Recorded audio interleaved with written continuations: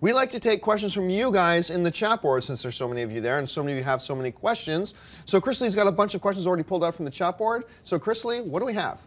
G-Man Movie Reviews has an honest question. Do you guys get tired of asking questions about and discussing Man of Steel and Justice League? There's so much more to movies.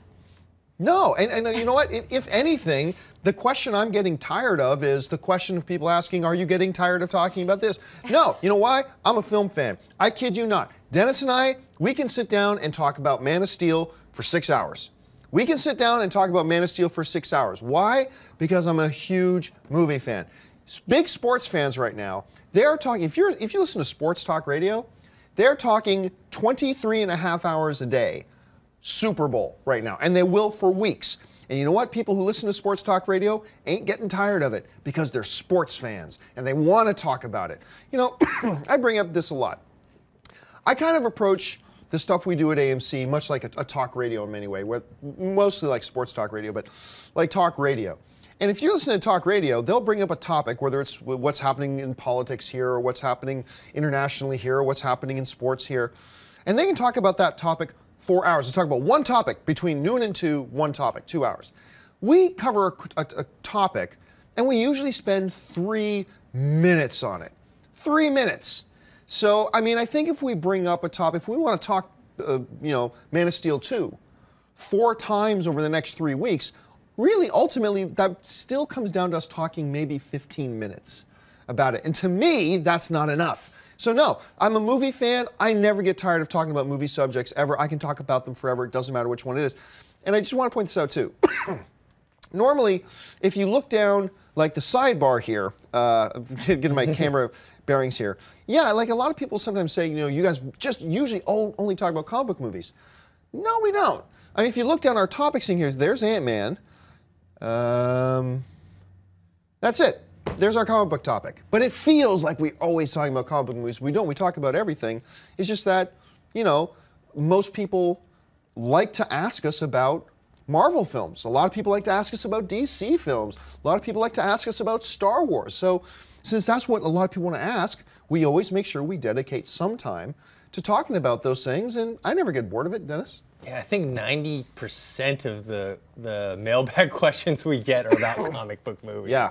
So there's obviously still a big interest. There's a hunger to talk about it. Yeah. So I can talk about all different kinds of movies. Probably the only movie genre, maybe horror, because I'm not into horror, right. So I just don't have a background in that. But other than that, I can talk about any type of movie. All right, what's next? Showing just how many people have comic book questions. The next question's from Evan Lambert. He wants to know, how will Iron Man 3 and Captain America the Winter Soldier play into the Avengers Age of Ultron?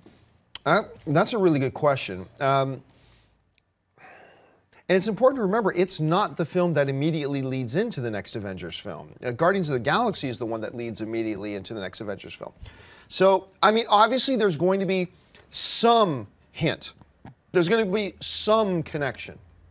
I've heard a number of rumors going around, and they're rumors that I think could have some validity to them, so just in case they are valid, I won't say them here, just in case some people might consider them spoilers. There's going to be a connection, but you put me in a tough spot, because if I tell you the things that I've heard that I believe will be the connection between Captain America and Avengers Age of Ultron, many people would consider it a spoiler, so I can't say it. So I'll just say that, yes, I do believe there are going to be a couple of direct ties, but not as many. It's not going to be the direct lead into Avengers, because that's going to be Guardians of the Galaxy.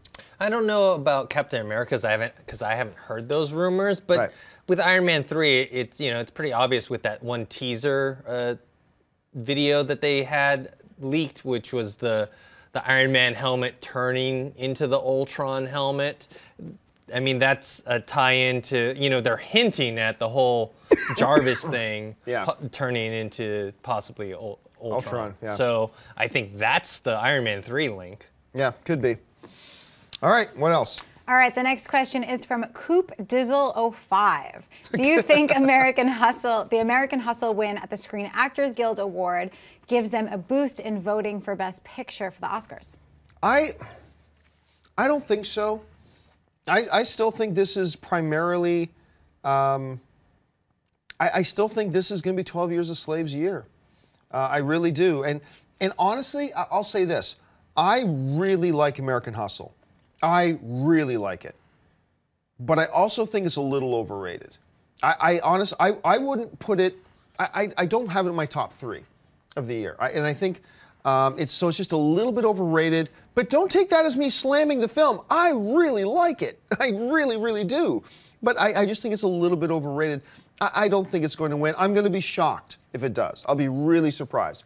If it's not 12 Years a Slave, I'm going to be really, really surprised. It's either Dallas Buyers Club has to be considered a big front runner as well. Gravity has to be considered as at least an outside shot.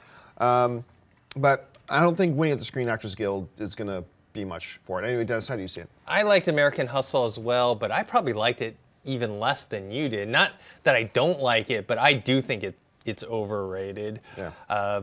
I don't think it even made my top 10, if I remember correctly. If I remember correctly, you didn't. Yeah, I don't think it was in my top 10. So, yeah, I think it has a chance. It probably has, I think, second most chance, at least in my mind. I think it's 12 Years a Slave, then American Hustle, and then Gravity and Dallas Buyers Club. All right, what else we got? Next question is from Nick Parker. What do you think about the Boba Fett rumors about a man with no name killing the Boba from the prequels and taking his name? I don't. I don't give it any thought whatsoever. I don't think there's any validity to it, and it could end up being true. I'm not saying I know for a fact that that's not true. I don't. I'm just saying, from my point of view, I think that would be really ridiculous for them to do, and I don't think they will. Boba Fett, the whole idea of Boba Fett, the moniker is not the biggest badass in the galaxy. He, the man, is the biggest badass in the galaxy. And so I don't buy that theory whatsoever, Dennis. With the whole clone thing, it makes it weird that they would set that whole storyline up in the prequels just to have him killed off and a new guy to take that his place. Yeah, it doesn't make much sense to me. All right, what's next? Next question's from James Diamond 37. Has there been any rumor of a Wheel of Time movie being made, even though I think it would be better served as a series like Game of Thrones? Yeah, there has been talk over the past couple of years, as a matter, some very serious talk about it becoming a film, but it's never gotten to that stage where it's, where they're building sets. Let's put it that way. And I happen to agree with you. I don't know that it's a story that lends itself to a movie. I think you're right. I think, if anything, it probably lends itself better to a series. But I've got a feeling we're going to see it in theaters. I got a feeling we're going to see it in theaters. In an era where so many movies are being produced, studios are hungry, looking for recognizable content. Wheel of Time is just one that kind of lends itself to that. So while I don't think it's a good idea to do it, I think it will be done. I've never read this series, but I have friends that love it and actually love it more than Game of Thrones. So I'm pretty sure some studios are ready to turn that into a movie or television series or something because they want to cash in. And, this, I think fantasy lately has gotten a boost with Lord of the Rings, The Hobbit, and Game of Thrones now. Like, I think studios are like, and we were talking about Warcraft. People are going to see what happens with that. If that's a big success, then I think something like Wheel of Time to get fast-tracked. All right, let's take a few more. Next question's from Ben Neff. Of all the superheroes who are not in a movie, what character do you want on the big screen? We've addressed a couple of times. Me as Bishop. Now, I know they're going to have Bishop, at least probably it's going to end up being a very tiny role in X-Men Days of Future Past. And maybe, if you know the story of Apocalypse and Age of Apocalypse from the comics, you know how big of a role Bishop plays. And he's the crux, really, of the whole story of Age of Apocalypse is Bishop. So I know they are bringing him. I just don't know how big. But if I had to have a vote, standalone movie of a movie character, of a comic book character that they've never been used so far, I would go Bishop. That's me. I'd go Cable. I love the Cable's so cool. I love the storyline that revolves around Cable and Apocalypse and Strife too. Yeah, Strife, the whole Executioner song and the Legacy virus. So I would love to see that. All right, what's next? Next question's from ThatScottishGuy. Could the third Hobbit film get Oscar nods like Return of the King did? Yeah, I mean, it's certainly possible. I loved the second one, and it didn't get any Oscar love. The thing about the Lord of the Rings trilogy was that all three of the Lord of the Rings films were nominated for Best Picture. It's just that it finally won with the last one. Tying the all-time record for most wins with 11 Academy Awards. Won in every single category it was nominated for. So, I mean, it's certainly possible, but it's not the same pattern because There and Back Again or An Unexpected Journey wasn't nominated for Best Picture. Destination Smaug obviously wasn't nominated for Best Picture. So, could it get more attention than the next one? I think the second film was even better than the first, and if the third one's even better than the second, I believe it's a very solid possibility. I don't think it will. Not because of the quality of the film. I think maybe the voters, because of the whole Lord of the Rings trilogy and those movies had already been nominated with Return of the King already winning a bunch, I don't think The Hobbit's going to get that love. It's kind of like almost like you have Meryl Streep. She keeps getting nominated for Best Actress, but the chances of her winning every year, they're just, I think a lot of voters are like, well, she's got a bunch already. So unless it was like a standout, even for her performance. So I feel that same way about The Hobbit. Unless the third Hobbit is going to be a better movie than Return of the King. Right. I don't think they're going to nominate it. That's going to be that's a tall order to fill. All right, let's take two more. Terrence Fisher says, I seriously don't think Kara will be involved with Wonder Woman in any way. I'm assuming for Man of Steel 2. Kara is Kryptonian and would have the same powers as Superman on Earth. So how would that translate to training Amazon women? Well, remember, though, we'd be talking about, for those of you who don't know what we're talking about, there's a theory going around. I've brought it up, but tens of thousands of other people have brought it up too. There's a prevailing theory that from the Man of Steel prequel comic book, we see Kara crash landed on Earth thousands of years ago in that ship that Clark finds in the ice in Man of Steel. And it was her pod. Remember, there's an empty pod. That was Kara's, because Kara gets out of the pod in the comic book and just wanders off. There is a theory that she goes on to become the ancestor of the Amazonian race. That somehow, some way, through some plot device they're going to have to explain to us, that she somehow is able to have offspring and create more, versions of her, and that she becomes the ancestor matriarch of the Amazonian race. Now, you could say that, Kara had the same powers as Clark, but that doesn't mean her daughter would, or her granddaughter, or her great-granddaughter, or her great-great-granddaughter, her great-great-great-great-granddaughter. There could be an evolution of things there. Maybe some human DNA gets mixed in there, rubbing body parts. I mean, maybe that happens. So there's enough thousands of years in generational gap that you could have said, that you could totally explain that, why the powers of the Amazonians today are very different and mutated, maybe a little bit weaker than what the original Amazonian, Kara, would have been. Now, I'm not saying that's what's going to happen, but that's what the theory is, and to me that makes sense. And I think it would be a cool new take on the Wonder Woman mythology if the movie, and I got a feeling Warner Brothers doesn't want to go into all the Greek gods.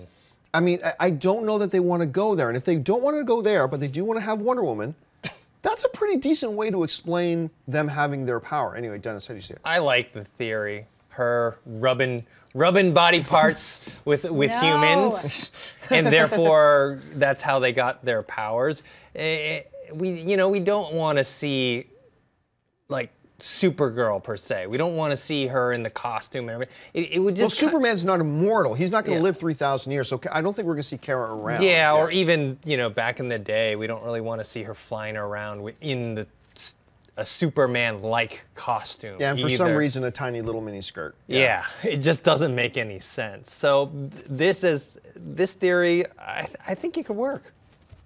All right, last question of the day. All right, Marcus Lopez wants to know why we're hearing so much buzz about Doctor Strange and almost nothing on Black Panther.